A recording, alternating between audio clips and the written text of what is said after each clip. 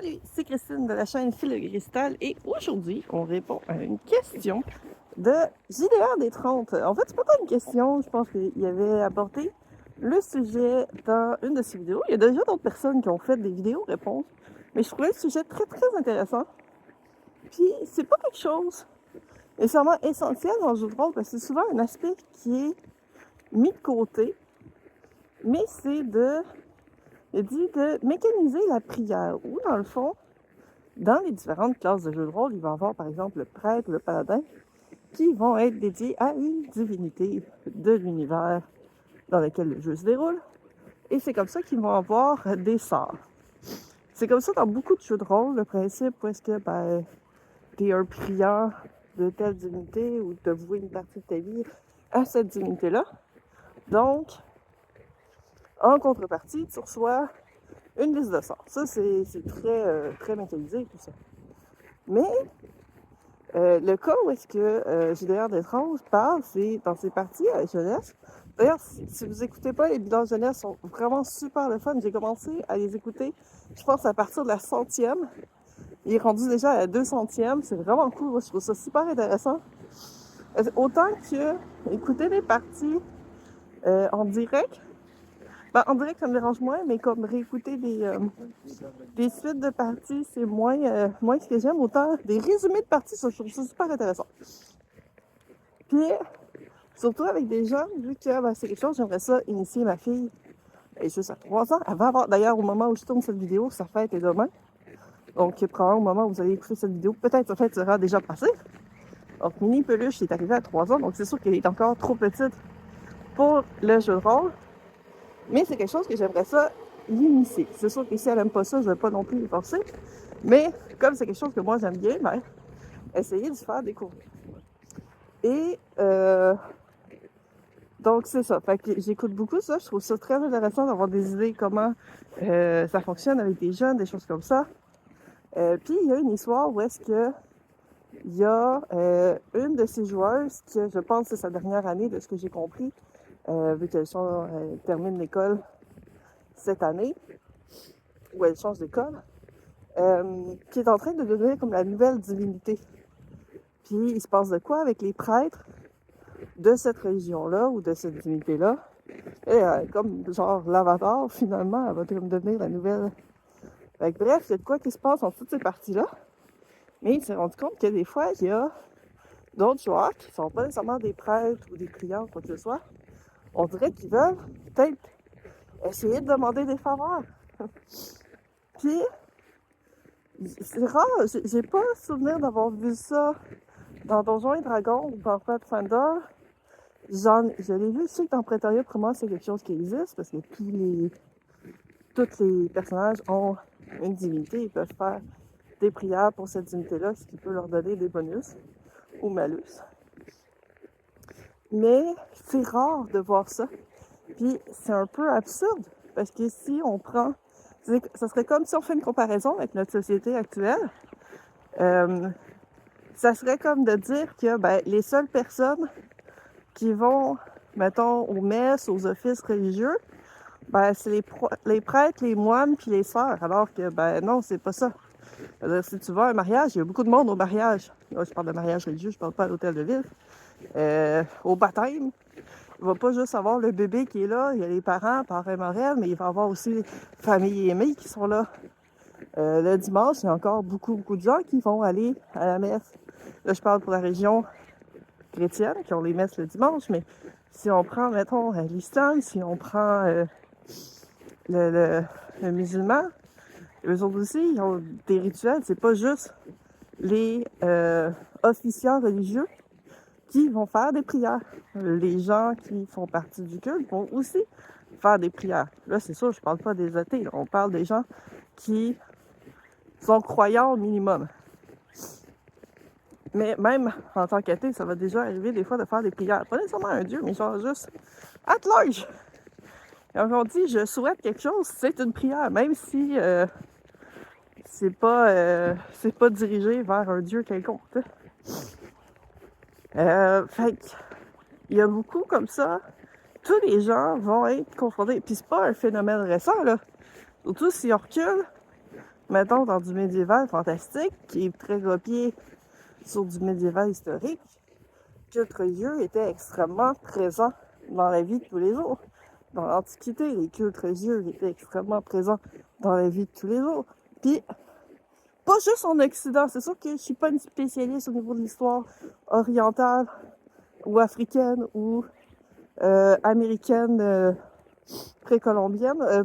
Pas précolombienne, mais oui, je pense que c'est ça qu'on dit, précolombienne. Vous me corrigerez dans les commentaires si je me suis bourrée, mais du moins de l'Amérique avant les conquistadors, mais les cultes religieux étaient extrêmement présents dans toutes les sociétés. C'est bien... en fait, ça n'est même rendu une blague parce que quand, mettons, des archéologues trouvent de quoi qu'ils n'ont aucune idée c'est quoi, le premier réflexe, c'est de dire que c'est un truc religieux. C'est le premier réflexe. De dire, on sait pas à quoi ça sert, donc ça devait être un culte religieux. Il y avait eu, justement, un moment donné, il avait trouvé que des couteaux étaient suspendus super haut dans une espèce de hutte ou je sais pas trop quoi, puis ils se sont dit, ah, c'est probablement des couteaux religieux ou quoi que ce soit. Jusqu'à temps que t'as quelqu'un qui fasse comme, ils disent c'est une femme qui aurait dit ça, que, ben non, ben c'est pour éviter qu'ils soient apportés des enfants. Il n'y a pas de tiroir. J'ai trouvé ça très très drôle. Je sais pas si cette anecdote est véridique, mais j'ai trouvé ça très drôle comme quoi que des fois c'est juste des trucs du quotidien. Puis non, ça doit être un truc religieux, mais non, genre, il y avait autre chose que la religion, mais ça restait quand même quelque chose de très très présent. Peu importe la société qu'elle était. Les gens ont besoin de croire en quelque chose, mais je pense pas que ce soit quelque chose qui doit être enlevé dans le jeu de rôle. Ça fait partie de la société. Puis, tu sais, les divinités, souvent, ça fait partie du lore des jeux, d'avoir ces divinités-là. Pour les différentes races, différents peuples, c'est vraiment quelque chose que tu vas... Tu sais, il y a des divinités elfiques, il y en a pas, des divinités orques ou gobelins qu'on sait pas. Ou du moins, en tout cas, moi, je ne sais pas. Donc, techniquement, ça devrait être possible pour des joueurs, des personnages qui ne sont pas des prêtres ou des paladins, de pouvoir prier les divinités. Et là, la prière, si mettons je vais prendre la religion chrétienne parce que c'est celle que je connais le mieux, il existe 3 types de prières, puis honnêtement, le type de prière, c'est tellement genre commun, probablement à d'autres régions, que je pense que ça peut s'appliquer aussi facilement dans le jeu de rôle. Donc les 3 types de prières, il y a la prière de demande. Ça, c'est celle qui est la plus connue. C'est je demande quelque chose, je prie pour que quelque chose arrive, ou je prie pour que quelque chose n'arrive pas. C'est le souhait. C'est vraiment, je veux que tel truc arrive ou tel truc n'arrive pas, ou que je réussisse tel truc, ou voilà. C'est la prière de demande. Donc, on demande quelque chose à la divinité.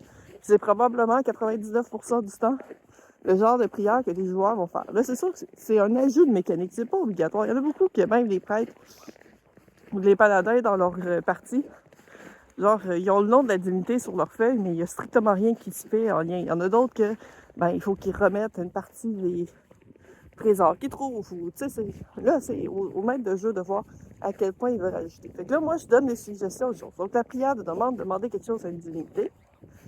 Ensuite, les 2 autres prières qui sont un peu moins connues, il y a la prière de pardon. Donc ça, la prière de pardon, je pense qu'elle peut être très intéressante aussi dans le jeu de rôle. Où c'est de demander pardon à la divinité pour une offense qu'il a faite. Alors, en quoi est-ce que ça marche? Si on demande quelque chose à une divinité, j'ai jamais entendu parler de... Mais même quand tu demandes quelque chose à quelqu'un, généralement, tu vas y remettre quelque chose en retour, peu importe quoi, là. Tu sais, c'est un échange. Avec une divinité, généralement, l'échange va être assez gros. Si tu offenses la divinité ou que tu omets, mettons, tu as réussi à avoir ce que tu as demandé dans ta prière de demande, là, il y a le déneigeur qui passe proche de où est-ce que je suis, donc je ne sais pas si ça va trop couper au niveau du son. Donc, si tu as eu ta demande, on va attendre. Ce petit moment d'attente de votre part est bien involontaire. On va se dépêcher. Qu'est-ce qui se passe? Il nous a vu, c'est déjà pas bien. Voilà. Donc, passer les petits moments. change de rue, donc on devrait plus trop l'entendre. Donc, mettons qu'on a réussi à obtenir la faveur qu'on voulait de la divinité, indépendamment qu'on soit prêtre ou guerrier, barbare, whatever. Donc, on a réussi à obtenir qu'est-ce qu'on voulait. Ben, probablement qu'il y a un échange à faire. Ne serait-ce que même si la divinité ne mentionne pas un échange, la moindre des choses, c'est peut-être sitôt que tu arrives dans un village qui a un temple de cette divinité-là, ou même si tu es perdu dans le bois, d'adresser une prière à cette divinité-là, de lui faire une offrande en remerciement. Et là, on a la troisième prière, qui est la prière de remerciement. Donc, ça se peut que tu aies besoin de la prière de pardon, parce que ça se peut que tu as eu ce que tu voulais, mais tu vas avoir quelque chose de pas mal pire qui va t'arriver en contrepartie, parce que tu n'as pas été... j'ai gratifiant, mais c'est pas ça. T'as pas bien apprécié la faveur qui t'a été donnée. Il n'y a aucune raison. Les dieux, ils s'en foutent des personnages. Ils en ont aucune, à moins que ça leur bénéficie directement. Ce qui, en généralement, est la raison pour laquelle ils donnent des sorts aux prêtres, c'est que, techniquement, ils bénéficient des personnes qui suivent leur culte. Mais une personne lambda qui prie une fois de temps en temps, c'est moins intéressant. À moins que la personne lambda lui fournisse de quoi de façon régulière ou semi-régulière, ou au moins au moment qu'il donne. Donc, mécaniquement parlant, ces trois prières-là, je pense qu'ils peuvent être extrêmement intéressantes à rajouter dans n'importe quel système. Parce que c'est plus au niveau roleplay là, qu'on les fait, ces prières-là. On s'entend? Ça peut être une façon pour le maître de jeu de remettre aux joueurs soit un indice, c'est pas obligé d'être une item magique, là. Ça peut être un indice pour leur quête, ça peut être un chemin, ça peut être une carte. Ça peut ne pas être directement non plus en réponse directe.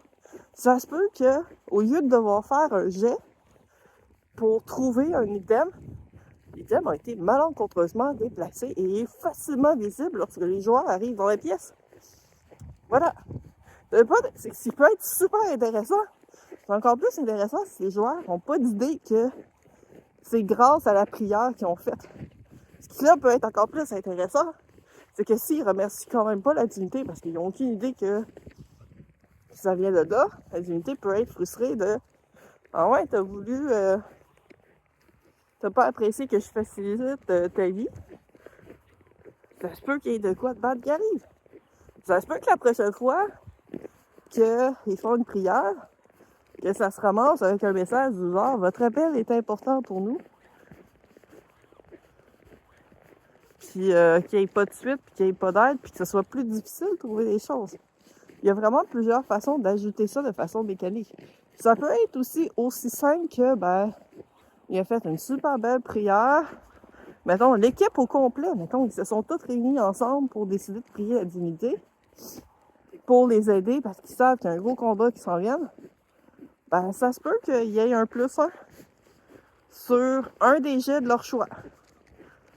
Ça peut être des gars, ça peut être de toucher, ça peut être sur un sort, ça peut être n'importe quoi. Ça peut être ça, ça peut être... mais en même partie, donc c'est ça, c'est pas obligatoire, c'est vraiment juste une idée. Des idées comme ça qui peuvent se rajouter sur les systèmes des gens en place. Puis je pense que c'est quelque chose qui peut facilement s'appliquer, peu importe le type de système, selon ce que les maîtres de jeu veulent rajouter. C'est beaucoup plus sur le côté roleplay. Oui, ça va peut-être rajouter des arrêts supplémentaires quand ils sont dans les villages. On s'en va magasiner, puis on s'en va au temple d'un tel, dropper du vin, des fruits ou des pansements, ou on va faire des heures d'aide communautaire à l'orphelinat lié à tel temple ou à l'hôpital de telle divinité. C'est plein de choses comme ça qui peuvent facilement s'ajouter. Je pense qu'ils peuvent rendre ça très intéressant comme système. Donc, je pense que je vais m'arrêter là parce que j'ai encore fait genre une vidéo de... Ok, je suis pas à 1 heure, c'est à 15 minutes. Donc, j'espère que vous avez trouvé ça intéressant comme suggestion. Je sais pas si vous avez des suggestions de plus. Est-ce que c'est quelque chose que vous aimeriez rajouter comme principe dans votre système? Écrivez-le en commentaire. Je vous dis à la prochaine. Des bisous et bye bye!